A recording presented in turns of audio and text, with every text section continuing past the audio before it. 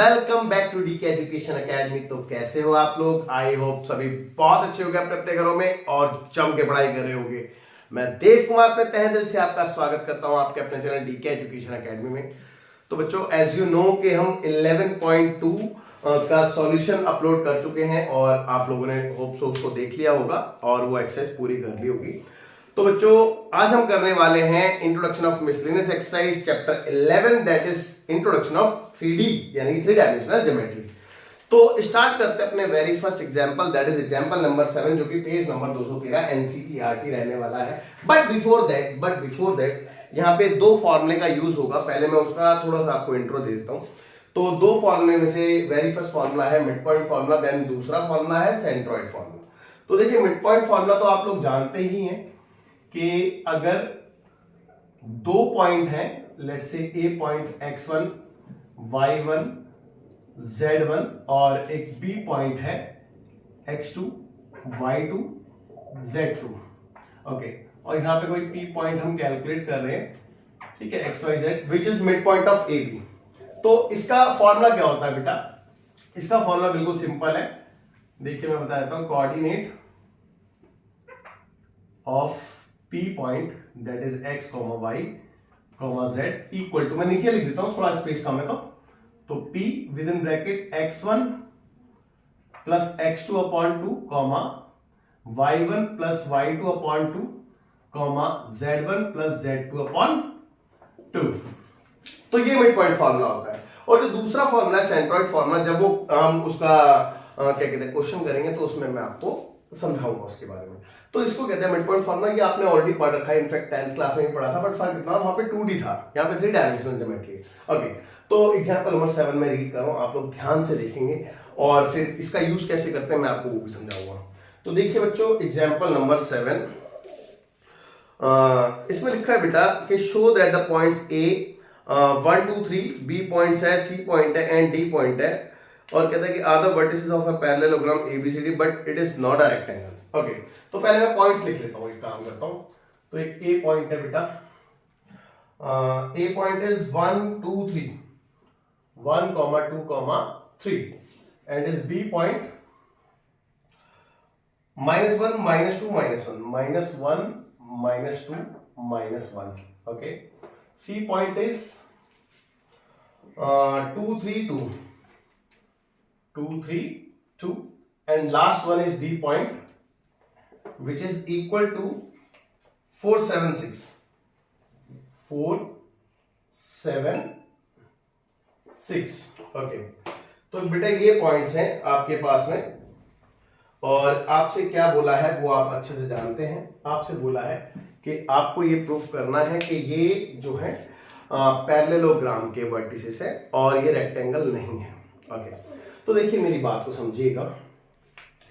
अगर मुझे इसको पैरेललोग्राम प्रूफ करना है, मैं यहां पे साइड में एक फिगर बना देता हूं।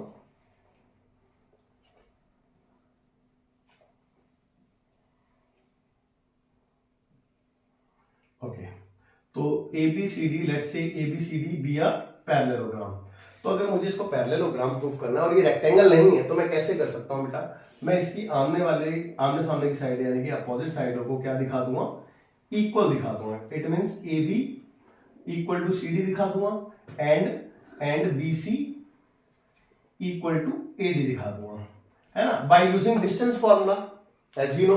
ओके, अब आमने सामने की जब साइडें इक्वल हो जाती है तो पैरेललोग्राम तो बन जाता है, बट मुझे ये भी दिखाना था कि रेक्टेंगल नहीं है। तो यहां पे मैं ये तो कह सकता हूं कि पैरेललोग्राम है, therefore ABCD is a parallelogram. But अब ये रेक्टेंगल नहीं है तो उसके लिए मैं क्या शो करूंगा कि मैं उसके लिए दो डायगोनल देख रहे हैं, इनको मैं अनइक्वल दिखाऊंगा क्योंकि रेक्टेंगल के डायगोनल इक्वल होते हैं। तो बेटा मैं AC not equal to BD दिखाऊंगा, तो also AC not equal to BD, ये चीज दिखाऊंगा, है ना। ओके, तो आई एम श्योर आपको बात ये समझ में आ गई होगी, है ना। तो ये तो एक तरीका था, इससे हम कर सकते थे, लेकिन यहाँ पे क्या यूज हो रहा है बेटा? डिस्टेंस फार्मूला यूज हो रहा है। लेकिन मैंने सोचा कि आपको डिस्टेंस फार्मूले से ना करा के इस वाले फॉर्मूले से कराता हूं। तो इस वाले फॉर्मूले से कराऊंगा, तो कैसे कराऊंगा अब आपको ये देखना है। देखिए मेरी बात को समझना, फिगर तो इसी को रहने देते हैं। अब ये इसका डायगोनल हो गया और एक ये इसका दूसरा डायगोनल हो गया। अच्छा, आप ये बात जानते हो कि पैरेललोग्राम के डायगोनल जो है वो बाइसेक्ट करते हैं। बाइसेक्ट करने का मतलब क्या होता है कि ये वाला जो पॉइंट है ये AC का मिड पॉइंट है और ये वाला जो पॉइंट है सेम BD का भी मिड पॉइंट है। तो इसका मतलब ये हुआ कि वो जो है दोनों के लिए AC और BD दोनों के लिए मिड पॉइंट का काम कर रहा है ना। तो इसका मतलब दोनों के मिड पॉइंट तो सेम आने चाहिए, है ना। ओके, तो अगर मैं AC का मिड पॉइंट और BD का मिड पॉइंट सेम निकाल दूं तो ये बात प्रूफ हो जाएगी कि पैरेललोग्राम है ना। तो ये तरीका ज्यादा इजी रहेगा, तो मैं इस वाले तरीके को यहाँ पे फॉलो करने वाला हूं। आप लोग ध्यान से देखिएगा, ध्यान से देखिएगा। तो देखिए मैंने पहले यहाँ पे थोड़ा सा लिख देते हैं हम कि since sorry we know that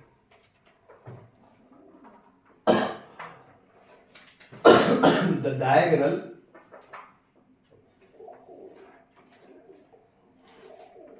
diagonals of a parallelogram ABCD या पैरेललोग्राम खाली, ठीक है। Since we know that the diagonal of a parallelogram bisect each other. भाई हमने यहां पे क्या लिखा कि ये बात हम जानते हैं कि जो पैरेललोग्राम के डायगोनल होते हैं वो बाइसेक्ट करते हैं, है ना। तो मैं ये चीज का फायदा उठा के दोनों का मिड पॉइंट सेम निकाल दूंगा तो वो पैरेललोग्राम प्रूफ हो जाएगा। तो मैं निकालने जा रहा हूं mid point of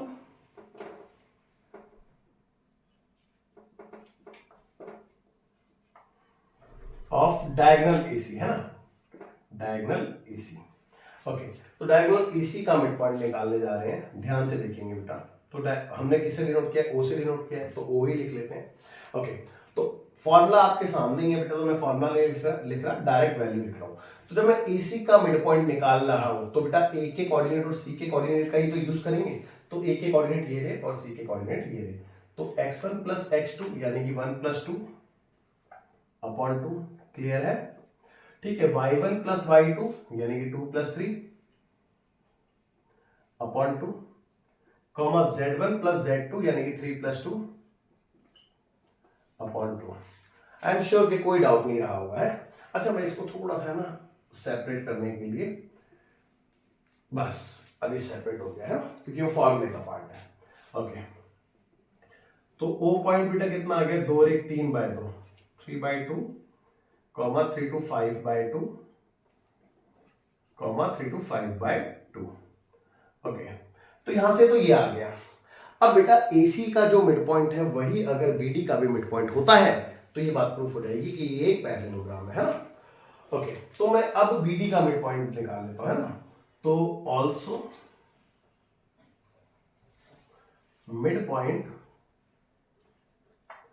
of diagonal BD।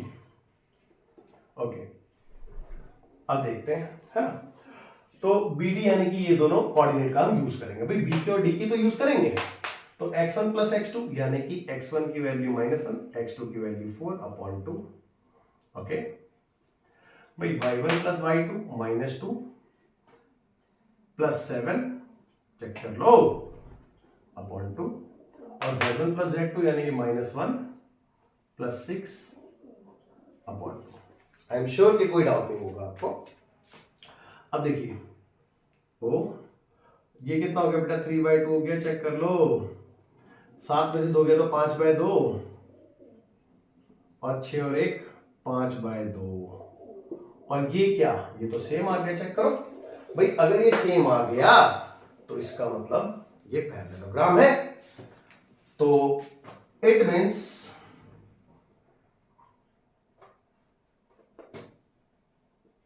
Means we can say ABCD is a parallelogram. भाई ये पैरेललोग्राम तो प्रूफ हो चुका है, लेकिन अब ये भी प्रूफ करना था कि ये रेक्टेंगल नहीं है। तो रेक्टेंगल ना होने के लिए तो बेटा यही प्रॉपर्टी हम अप्लाई कर सकते हैं कि इनके डायगोनल अनइक्वल दिखा दें। तो यहां पे डिस्टेंस फॉर्मूला में लगाना ही पड़ेगा, है ना। तो ठीक है, कोई बात नहीं, अब मैं डायगोनल निकाल देता हूं। ऑल्सो अब मैं निकाल रहा हूं AC। Using distance formula.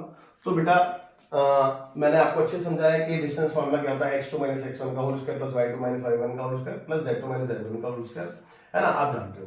तो AC डायगोनल निकाले तो A और C को देख ले बेटा, तो x2 माइनस x1 यानी कि 2 माइनस 1 का whole square plus y2 minus y1 तो 3 माइनस 2 का whole square plus z2 minus z1 तो 3 माइनस 2 का होल स्क्वायर। अच्छा देखो, आपको मैंने इसमें से इसको माइनस करा है, यानी कि z1 में से z2 को माइनस किया है। ऐसा मैंने आपको ऑलरेडी पहले ही बताया था कि बेटा a माइनस बी करो होल स्क्वायर के केस में या फिर b माइनस ए करो होल स्क्वायर के केस में, उससे कोई फर्क नहीं पड़ता, वो दोनों का रिजल्ट सेम मिलता है। तो इसीलिए मैं अपने हिसाब से इनको आगे पीछे लिख सकता हूं, है ना। ओके, अब देखो 2 में से 1 गया, एक का स्क्वायर कितना आएगा बेटा, 1 ही आएगा। 3 माइनस 2 1, 1 का स्क्वायर ऑल्सो 1, और 3 माइनस 2 1, 1 का स्क्वायर ऑल्सो 1। तो बेटा ये कितना हो गया, 1 प्लस 1 प्लस 1 यानी कि 3, तो √3 यूनिट, इतना आ गया है ना। अब मैं BD का भी निकाल देता हूं, तो BD डायगोनल की लेंथ निकाल रहे हैं तो 4 प्लस 1 कर रहे हैं और 7 प्लस 2 कर रहे हैं। भाई माइनस माइनस प्लस हो जाता है ना, तो 7 माइनस माइनस प्लस 2 और 6 प्लस 1 कर लेते हैं। ओके, तो 4 और 1 5, 5 का स्क्वायर 25, 7 2 9, 9 का 81 और 6 और 1 7, 7 का 49। चेक कर लो, अब तीनों को प्लस करके जो भी आ रहा है वो आंसर कहलाएगा। तो देखते हैं, साइड में प्लस कर देता हूं मैं यहाँ पे 81 प्लस 49 और प्लस 25। ओके, तो 9 और 1 10, 10 5 15 का 5 कैरी हुआ 1, 8 4 12, 13 14 और 1 15, 155 आ गया ये √155। अच्छा इतने यूनिट। अब मेरे को इतना तो समझ में आ गया कि बेटा ये दोनों इक्वल नहीं है, भाई इक्वल नहीं ना, तो हम ये लिख सकते हैं since AC not equal to BD। तो जब डायगोनल इक्वल नहीं है पैरेललोग्राम के, तो रेक्टेंगल नहीं है, तो मैं क्या कह सकता हूं, therefore it is not a rectangle. और आई एम श्योर आपको बहुत बहुत अच्छे से क्वेश्चन समझ में आया होगा, और फिर भी अगर कोई कमी रह गई हो तो बच्चों आप मेरे को कमेंट करके बता सकते हैं, है ना। वैसे आई एम श्योर कि कोई दिक्कत कोई परेशानी नहीं रहेगी। मैंने आपको इसके 2 तरीके बताए, आप चाहते तो ऐसे भी कर सकते थे बेटा, एक ये भी तरीका था, और यूजिंग मिड पॉइंट फार्मूला भी आप इसमें प्रोसीड कर सकते हो, है ना। तो आई एम श्योर आपको दोनों तरीके अच्छे से समझ में आ गए होंगे। अब आप फटाफट से वीडियो पॉज करके नोट कीजिए, फिर आगे। तो बच्चों देखते हैं एग्जाम्पल नंबर 8, जो कि पेज नंबर 214 NCERT है। तो मैं क्वेश्चन को रीड कर रहा हूं, आप लोग ध्यान से सुनेंगे। तो बेटा क्वेश्चन में लिखा है कि find the equation of the set of points P such that its distance from the points A and B are equal। तो देखिए बहुत इजी क्वेश्चन, इस टाइप का क्वेश्चन हम ऑलरेडी कर चुके हैं। तो एक पॉइंट P है, कोई पॉइंट P है, ठीक है, let's say x, y, z, कोई जनरल पॉइंट P है ना, और वो इक्विडिस्टेंट है 2 पॉइंट से, A और B पॉइंट से। तो A पॉइंट आपको दे रखा है बेटा 3 4 -5, 3, 4, -5, and B point is -2 1 4, -2 1 4। Okay, तो आपने equation of set of points बताने हैं ना। तो देखो बहुत इजी है, बहुत इजी है, कोई दिक्कत कोई परेशानी नहीं है।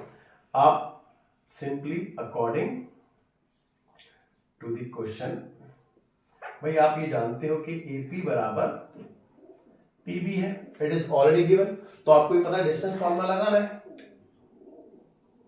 तो डिस्टेंस फॉर्मूला इन दोनों में, भाई AP में तो A और P का लेंगे ना, तो x2 - x1 यानी कि x - 3 का होल स्क्वायर, y2 - y1 तो y - 4 का होल स्क्वायर, और z2 - z1 तो z और माइनस प्लस 5 का whole square. Okay, equal to में PB तो पीबी में पी और बी पॉइंट ले लेते हैं, तो x2 माइनस x1 यानी कि x प्लस 2 का होल स्क्वायर हो जाएगा प्लस y2 माइनस y1 तो y माइनस 1 का whole square and last one is z2 minus z1 तो z माइनस 4 का होल स्क्वायर। चेक कर लो, आई थिंक यहां तक कोई डाउट नहीं होना चाहिए। अब एक काम करते हैं, सबसे पहले स्क्वायरिंग कर देते हैं, स्क्वायरिंग बोथ साइड। इससे बेनिफिट क्या मिलेगा हमें कि जो रूट है दोनों तरफ वो हट जाएगा, है ना, ओनली रूट हट जाएगा। तो चलिए ठीक है, अब अंदर जो वैल्यू है उनको हम ओपन कर रहे हैं, तो a माइनस बी का होल स्क्वायर लगा दें। तो देखो जो a square plus B square minus 2ab तो 3 टू द 6x। सिमिलरली यहां पे लगाएंगे तो a square plus B square minus 8y, है ना। सिमिलरली a प्लस बी का होल स्क्वायर तो a square plus B square 25 plus 2ab तो 5 टू द 10। ओके, तो इधर तो कंप्लीट हो गया इस तरफ, है ना, राइट हैंड साइड में। तो राइट हैंड साइड में देखिएगा बेटा a प्लस बी का होल स्क्वायर तो a square okay a square plus B square plus 2ab तो 2 टू द 4x। ओके, इधर a माइनस बी का होल स्क्वायर तो a square plus B square minus 2y और a minus B का whole square तो a square plus B square 16 minus 2ab तो 8z। I am sure कि यहां तक आपको कोई डाउट नहीं रहा होगा, बहुत इजी था। अब देखो ये एक्स स्क्वायर प्लस का है, ये भी एक्स स्क्वायर यहाँ पे प्लस का है, क्योंकि इस तरफ इसको लेके जाऊंगा तो प्लस का है जो है वो माइनस का हो जाएगा और कैंसिल हो जाएगा। तो ठीक है, आपको बताइए इतना, ये वाई स्क्वायर प्लस का है, यहाँ से ये वाई स्क्वायर भी प्लस का है। सिमिलरली जेड स्क्वायर प्लस का, जेड स्क्वायर भी प्लस का। तो ये तो सारे कटने ही थे। इसके अलावा कुछ और देख लेते हैं, अगर कुछ और भी कट रहा है तो काट देते हैं। तो 4, मेरे को यहाँ पे 4 दिख रहा है लेकिन इस तरफ 4 नहीं दिख रहा है। ओके, और 16, हाँ 16 नजर आ रहा है मेरे को, देखो 16 प्लस का है और यहाँ पे भी 16 प्लस का है। और इसके अलावा कुछ और कट रहा है क्या? ना ना ना ना। ओके ठीक है, इतना ही ठीक है, बाकी देखते हैं, है ना। तो अब एक काम करते हैं, लाइक टर्म एक तरफ करते हैं, जैसे कि ये माइनस का भाई 6x था, इस तरफ x वाली टर्म 4x है, तो ये इधर आएगी तो माइनस का 4x हो जाएगा।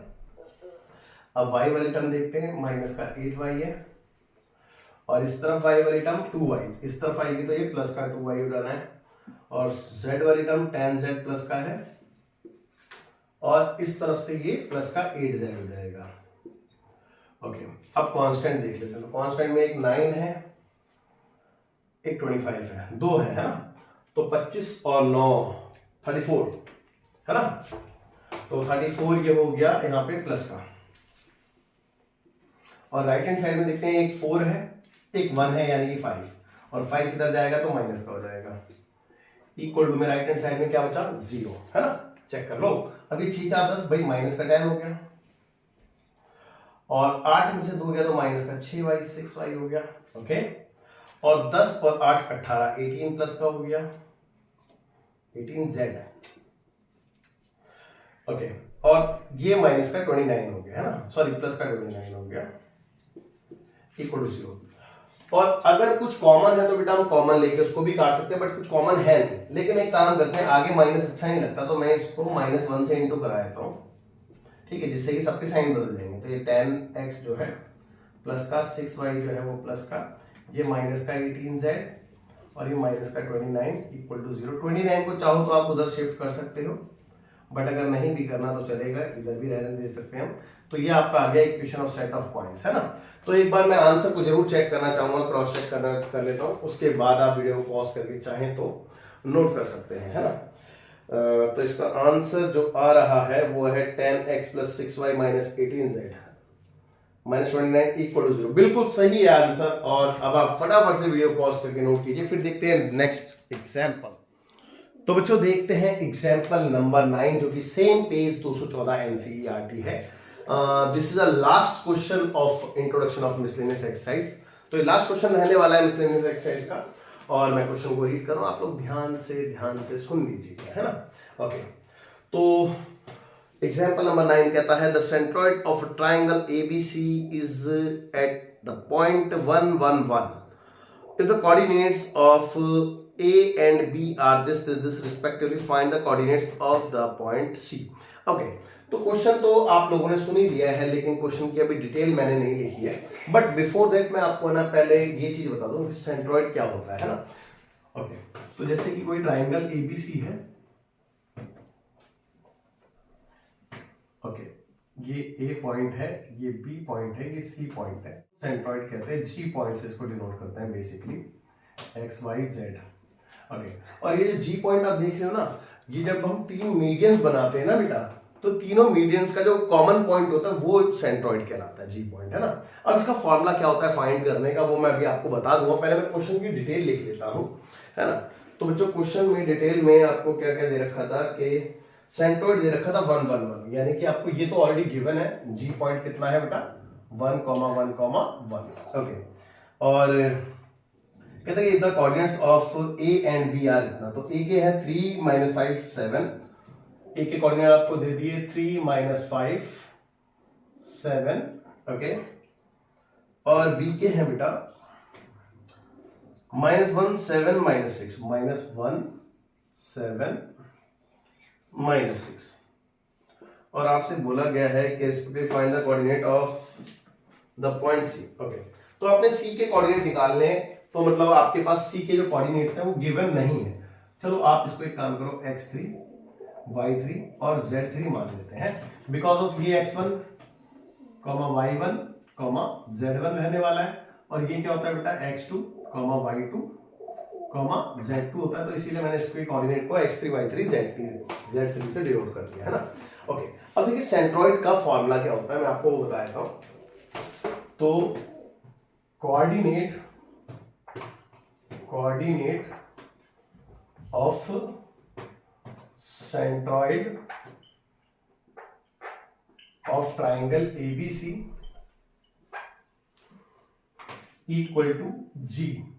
फॉर्मूला क्या होता है बेटा x1 plus x2 plus x3 upon 3 comma y1 plus y2 plus y3 upon 3 comma z1 plus z2 plus z3 upon 3। Okay, तो ये फॉर्मूला होता है जहां पे आपको पता है x1 y1 z1 पहला पॉइंट होता है, x2 y2 z2 दूसरा पॉइंट होता है, और x3 y3 z3 तीसरा पॉइंट होता है ना। तो इधर से हमारे सेंट्रॉइड निकलते हैं। ओके, तो इट इज ऑलरेडी गिवन, क्या हमें G ऑलरेडी गिवन है, कितना बेटा 1 1 1। तो मैं इसको इससे कंपेयर करा सकता हूं, और यहाँ पे G की वैल्यू कितनी आ रही है बेटा, x1 कितना है चेक करो, 3 है भाई, चेक कर लो 3 है ना। x2 कितना है -1 है, तो प्लस माइनस -1 ही लिख देता हूँ, और x3 तो निकालना है बेटा, फाइंड आउट करना है, तो x3 एज इट इज आने वाला है अपॉन 3 कॉमा y1 कितना है चेक करो, y1 -5 है, और y2 7 प्लस का, और y3 तो आप निकाल रहे हो, तो y3 as it is upon 3। Okay, comma z1 कितना है 7, z2 -6, तो प्लस माइनस माइनस, तो -6 प्लस z3 ही है अपॉन 3। चेक कर लो, आई एम श्योर कि कोई डाउट नहीं रहा होगा। ओके, तो देखियो G पॉइंट ऑलरेडी गिवन है 1 1 1, और इक्वल टू में भी G पॉइंट चल रहा है, कितना आ रहा है बेटा 3 में से 1 गया, तो 2 प्लस x3 अपॉन 3 कॉमा 7 में से 5 गया तो भी 2 बचेगा, प्लस y3 अपॉन 3, और 7 में से 6 गया तो 1 बचेगा, तो 1 प्लस z3 अपॉन 3। ओके, अब क्योंकि ये दोनों ही कोऑर्डिनेट G के हैं, G यानी कि सेंट्रॉइड के हैं, तो बेटा x x के इक्वल होगा, y y के इक्वल होगा, और z z के इक्वल होगा। तो इक्वेट कराते हैं। सो देयरफॉर जब हमने इक्वेट कराया, तो यानी कि x को दैट इज 2 प्लस x3 को अपॉन 3 को x के यानी कि 1 के इक्वल रखते हैं, और इस वाले को y के इक्वल रखते हैं, तो 2 प्लस y3 अपॉन 3 को किसके इक्वल रखा बेटा, y के इक्वल यानी कि 1, y की वैल्यू भी 1 है, और सेम तीसरे वाले को यानी कि 1 प्लस z3 अपॉन 3 को z के यानी कि 1 के इक्वल रखा है ना। ओके, अब देखिए क्रॉस मल्टीप्लाई करते हैं, तो ये कितना हो गया बेटा 2 प्लस x3 इक्वल टू 3, है ना। तो यहां से x3 कितना आएगा चेक करो भाई, 3 माइनस 2, उधर जाके माइनस हो गया, तो x3 आ गया 1। आई एम डैम श्योर कि कोई डाउट नहीं रहा होगा, है ना।